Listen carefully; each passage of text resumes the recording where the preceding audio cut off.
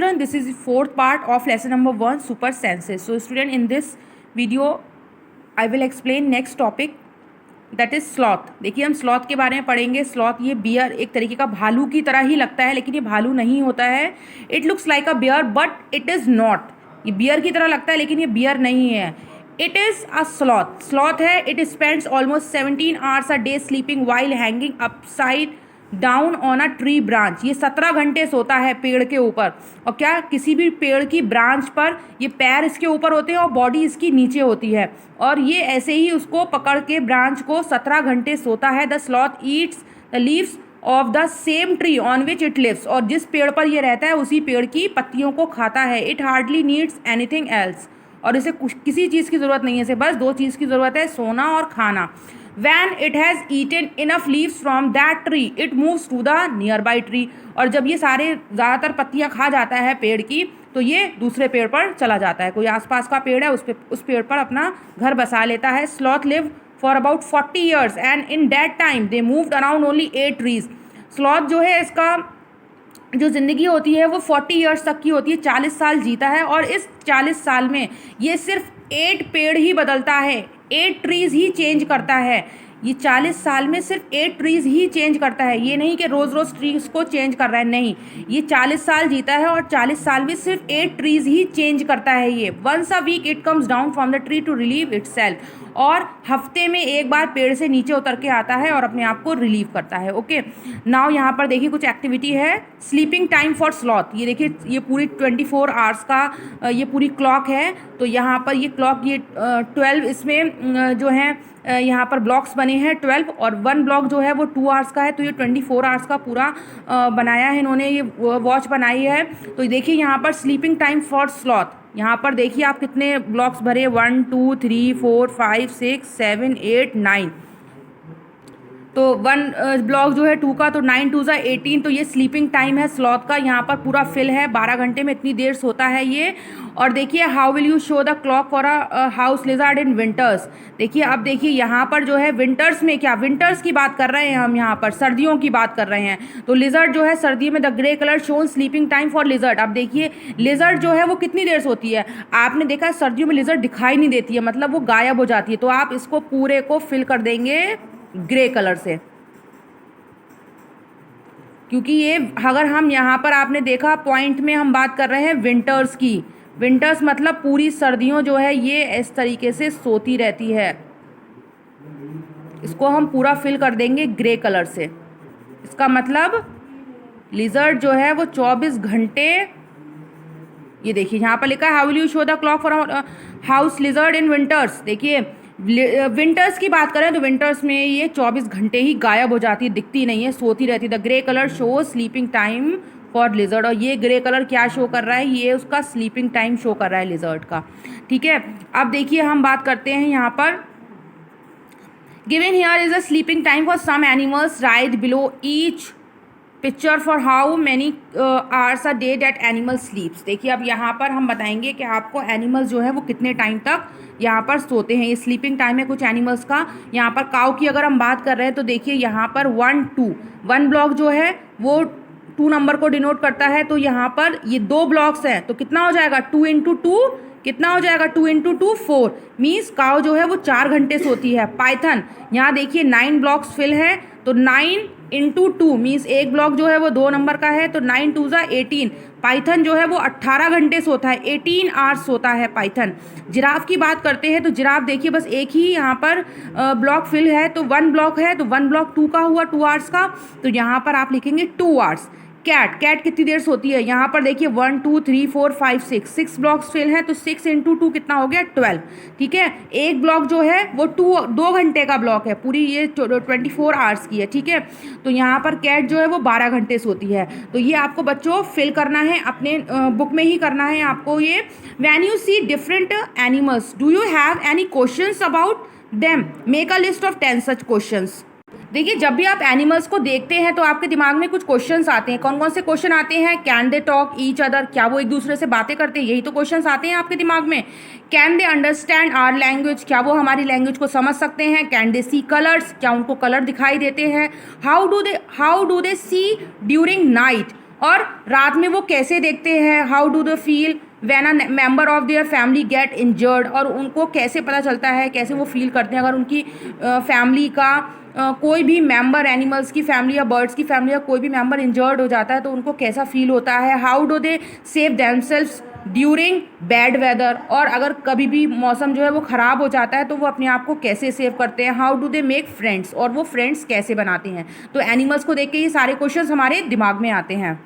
Now open page number, next page है page number 12। So student in this page आप देख सकते हैं यहाँ पे टाइगर की पिक्चर है, तो इसके बारे में हम कुछ इंपॉर्टेंट फैक्ट्स पढ़ेंगे। Tiger can see 6 times better at night than most of this.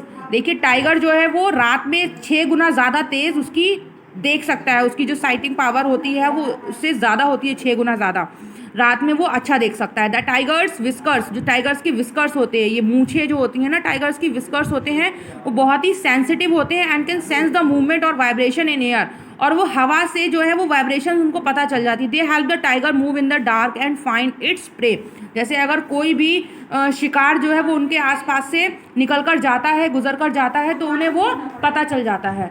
उनके विस्कर्स जो होते हैं वो हवा से मूवमेंट, जो भी हवा में मूवमेंट होता है, जैसे कोई भी शिकार उनके सामने से निकल कर जाता है तो वो उनको पता चल जाता है टाइगर को। A tiger sense of hearing is so sharp that it can make out the difference between the rustling and leaves and the sound of an animal moving on the grass।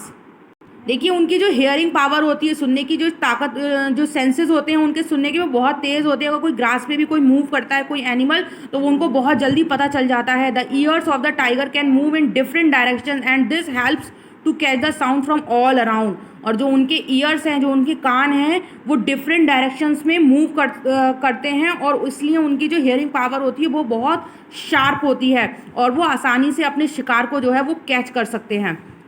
Tigers make different sounds for different purposes, like when it is angry or to call out to a tigress. It can also roar or snarl। ठीक है, क्या करते हैं देखिए, अलग अलग sound tiger भी create करते हैं, प्रोड्यूस करते हैं अलग अलग साउंड। जैसे वो अगर एंग्री होंगे तो वो क्या करेंगे, अगर उन्हें गुस्सा आ रहा है टाइगर को या फिर उनको टाइगरेस को बुलाना है तो वो अलग अलग साउंड जो है वो निकालते हैं, जैसे रोड, दहाड़ना या फिर स्नाल। स्नैल मीन्स क्या होता है, बहुत ही दहाड़ना नहीं कहेंगे इसे बहुत ही धीरी सी जो साउंड होती है, जब वो अपने दांत को निकाल कर धीरी सी साउंड प्रोड्यूस करते हैं उसको हम स्नाल बोलेंगे। Its roar can be heard up to 3 kilometres away, और जो इनकी दहाड़ होती है टाइगर्स की वो 3 किलोमीटर तक दूरी तक सुनाई देती है, टाइगर की जो दहाड़ होती है। तो मोस्ट इंपॉर्टेंट क्वेश्चन है, जब टाइगर दहाड़ता है तो 3 किलोमीटर दूरी तक आवाज़ जाती है। Each tiger has its own area which में कवर सेवरल किलोमीटर्स। टाइगर्स जो टाइगर का एरिया होता है वो अपना एरिया जो है वो फिक्स कर लेता है कुछ किलोमीटर तक। Tigers mark their area with their urine, और टाइगर जो है वो अपना एरिया जो है अपने यूरिन से मार्क कर देता है।